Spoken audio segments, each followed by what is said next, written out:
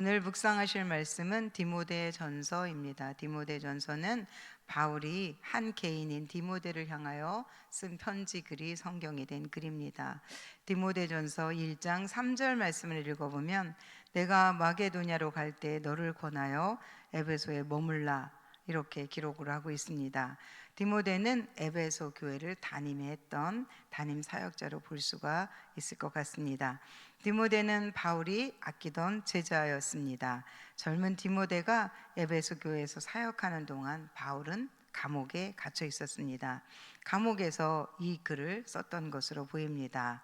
바울은 에베소 교회 사정을 너무나도 잘 알고 있었기에 그 교회에 가 있는 그 디모데에게 세심하게 어떻게 하면 그들을 잘 세워 나갈 수 있을지에 대한 것들을 잘 기록해 놓은 글이 바로 디모데 전서입니다. 이제 디모데 전서 1장부터 6장까지 전체의 그 말씀 속에서 하나님의 주시는 은혜를 나눠보도록 하겠습니다. 1장 말씀입니다. 1장은 바울이 디모데에게 족부에 몰두하지 말라고 권면을 하는 말씀이 기록되어 있습니다. 그러면서 율법의 목적은 죄를 깨닫기 위함이다 라고 말씀합니다. 2장 말씀은 기도에 대한 가르침이 있습니다. 3장은 교회 지도자 자격에 대한 언급이 기록되어 있고요. 감독의 자격에 관해서 그리고 여성 지도자의 자격에 대해서도 언급함이 기록되어 있습니다.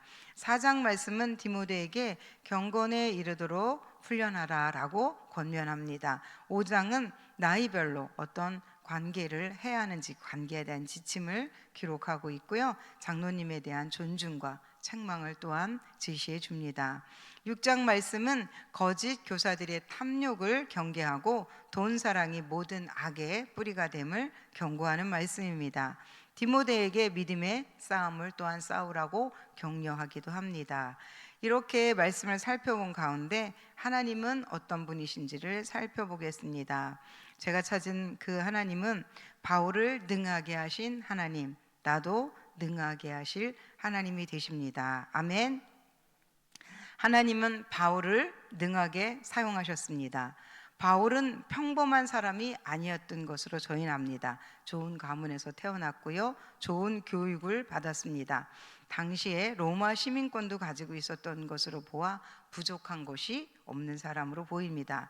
그러나 이 바울은 예수님을 만난 이후에 이 세상에 좋은 모든 그 것들을 배설물로 버려버렸습니다.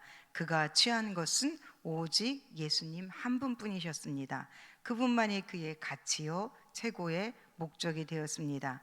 디모데전서 1장 12절 말씀을 같이 한번 읽어보겠습니다. 시작.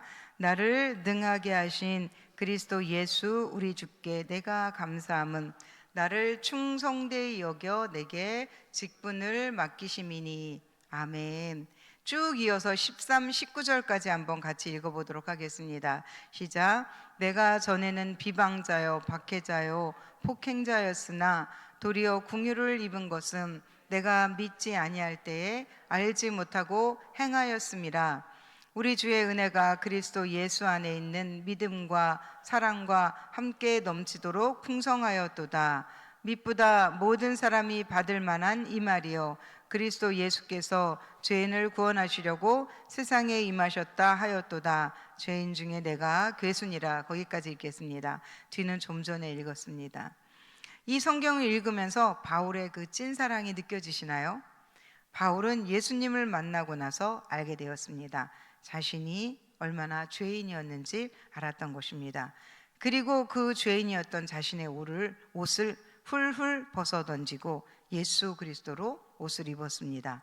그 옷은 그에게 능력이었습니다. 그리고 그에게 힘이 되었던 것입니다. 그리고 그는 예수 그리스도로 인해서 빛이 났던 것입니다. 그가 알았던 그 예수님을 디모데에게 다시 한번 각인시켜주는 말씀이 이 말씀입니다. 저는 이 말씀을 읽으면서 바울이 부러웠습니다. 단어 하나하나, 문장 하나하나에 그의 경건이 묻어나오는 것 같습니다. 바울은 신이 아닙니다. 저와 같은 사람이었습니다. 그럼에도 그런 바울은 이런 고백을 합니다. 자신을 능력 있게 세우신 그 하나님이 디모데를 세웠고 디모데는 그가 세운 교회를 세우고 사람을 세우는 그 모든 능력은 바로 하나님께로부터 나온다는 것을 고백하는 것입니다.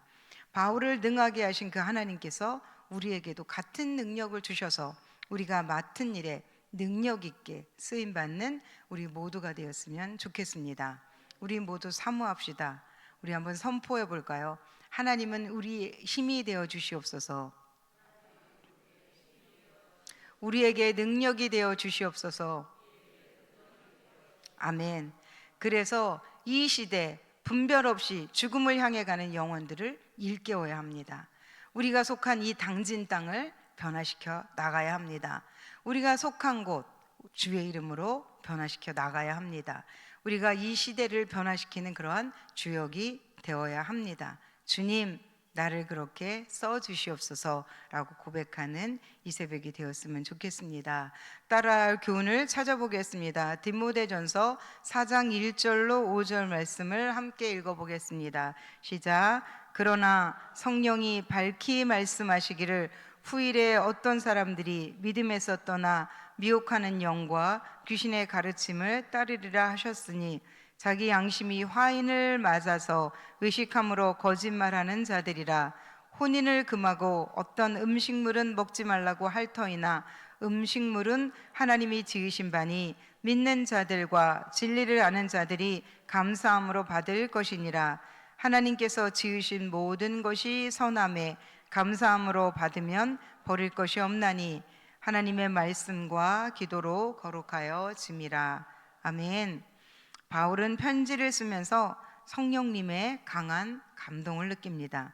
1절 말씀을 읽어보면 성령이 밝히 말씀하시기를 하면서 말씀을 이어가고 있습니다.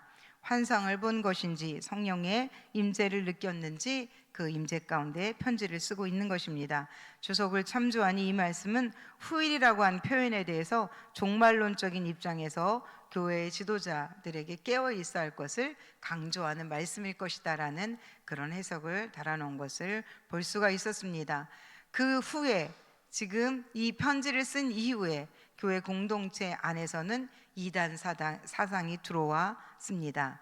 영지주의나 율법주의, 금욕주의와 같은 그런 이단 사상들이 들어왔는데, 영지주의는 초기 기독교의 영향을 받아서 생겨난 이단이었습니다. 종교 철학 사상으로 신비한 지식을 통해서 구원에 이른다고 믿었어요. 그래서 물질 세계를 악한 것으로 보는 이원론적 그런 세계관을 가졌던 종교였습니다. 비슷하지만 다릅니다. 그래서 미리 디모데에게 이런 것들이 경건에 유익을 주지 못한다고 해주면서 성령의 강한 감동을 통해서 예언처럼 전달을 했던 것입니다. 그러면서 오직 말씀과 기도로만 거룩해질 수 있다고, 그러면 말씀 안 보고 기도 안 하는 사람은 거룩해질 수 없다는 것이겠죠. 우리는 거룩을 향해 가는 사람들입니다. 거룩해야 전도가 됩니다. 거룩한 한 사람, 내가 있어야 내가 서 있는 곳이 거룩해질 수 있습니다. 매일 강조해도 지나치지 않을 것은 말씀 읽고 기도하는 것입니다. 저희 모교에 있었던 일을 제가 소개해 드리려고 합니다. 기억에 남는 전도사님이 계셨습니다. 이분은 후에 큰 교회 청빙을 받아서 사역을 아주 잘했던 목사님이셨는데요. 저희 교회 오셔서 사역하실 때 일입니다. 교회 학교를 맡아서 사역을 하셨는데, 모든 예배가 마치고 부서 회의가 마치고 나면 혼자 항상 기도 시간을 가지셨습니다. 다른 분과는 다른 분위기였습니다. 이분의 사역에는 열매가 많았습니다. 물론 하나님께서 기름 부어 사용하시는 종들은 하나님의 그 목적대로 능력대로 다 사용을 하십니다. 그렇지만 기도하면 자기 방법대로 하지 않습니다. 기도하면 하나님의 방법을 알아갑니다. 그래서 기도하면 열매가 맺히는 것입니다. 오늘 디모데전서 2장 1절 말씀을 함께 읽어보도록 하겠습니다. 2장 1절입니다. 시작. 그러므로 내가 첫째로 권하노니 모든 사람을 위하여 간구와 기도와 도구와 감사를 하되. 아멘. 여기도 기도에 관한 말씀이 나옵니다. 기도, 간구, 기도, 도구, 감사. 긴급할 때 하나님께 호소하라는 것입니다. 간구입니다. 일반적인 삶 가운데 아이고 어떻게 주님 도와주세요 이렇게 하는 것도 우리는 기도라고 볼 수 있습니다. 다른 사람을 위해서 기도하는 것을 도구라고 볼 수 있습니다. 새벽에 기도하려고 앉아 계시나요? 그때 생각나는 사람이 있다면 성령께서 기도하라고, 그렇게 중보 기도하라고 그를 떠오르게 하신 겁니다. 그때 기도하면 됩니다. 감사도 기도라고 말씀하십니다. 감사하세요. 누가 좋아하겠어요? 하나님께서 좋아하십니다. 이렇게 우리가 네 가지 기도하면 하나님께서 영광을 받으십니다. 디모데전서 2장 2절 말씀, 임금들과 높은 지위에 있는 모든 사람을 위하여 하라. 이는 우리가 모든 경건과 단정함으로 고요하고 평안한 생활을 하려 함이라. 우리의 기도가 우리의 삶을 단정하게 한다고 말씀하고 있습니다. 우리의 기도가 고요하고 평안한 삶을 허락하는 겁니다. 디모데전서 2장 하반부에 가면 여성들에 대한 지침에 관한 기록이 나오는데요. 기도에 관한 기록을 하다가 여성들에게 주는 기록이 나와서 읽어보겠습니다. 2장 9절로 15절 말씀 좀 길긴 한데요. 같이 읽겠습니다. 시작. 또 이와 같이 여자들도 단정하게 옷을 입으며 소박함과 정절로서 자기를 단장하고 따은 머리와 금이나 진주나 값진 옷으로 하지 말고 오직 선행으로 하기를 원하노라. 이것이 하나님을 경외한다 하는 자들에게 마땅한 것이니라. 여자는 일체에 순종함으로 조용히 배우라. 여자가 가르치는 것과 남자를 주관하는 것을 허락하지 아니하노니 오직 조용할지니라. 이는 아담이 먼저 지음을 받고 하와가 그 후며 아담이 속은 것이 아니고 여자가 속아 죄에 빠졌음이라. 그러나 여자들이 만일 정숙함으로써 믿음과 사랑과 거룩함에 거하면 그의 해산함으로 구원을 얻으리라. 아멘. 무엇이 느껴지시나요? 저는 찔렸습니다. 여자의 심리를 바울이 잘 알고 있었던 것 같습니다. 여성들이 많은 곳에는 말들이 많습니다. 누가 무슨 옷을 입었느니, 누가 어떤 반지를 꼈느니, 왜 그럴까요? 자유롭게 생각하세요. 여성들은 너무 꾸미지 않는 것이 좋습니다. 소박함과 정절로서 자기를 단장하라고 권면하고 있습니다. 저는 이 말씀을 본질에 충실해야 한다라고 해석을 해보았습니다. 믿음을 지키는 일에, 기도하는 일에 다른 것에 마음을 두는 걸 경계하는 말씀이라고 저는 해석을 해보았습니다.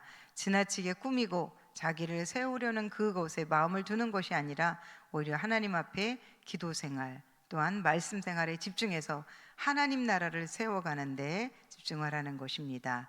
이것이 제가 하는 해석입니다. 특히 여성들에게 주시는 그 말씀을 오늘도 잘 귀담아 들으셔서 하나님께서 오늘 나에게 뭐라고 말씀하시는지 그 말씀을 붙잡고 이 하루도 승리하는 복되고 귀한 하루가 되시기를 예수님의 이름으로 부탁을 드립니다. 기도함으로 말씀을 마치겠습니다.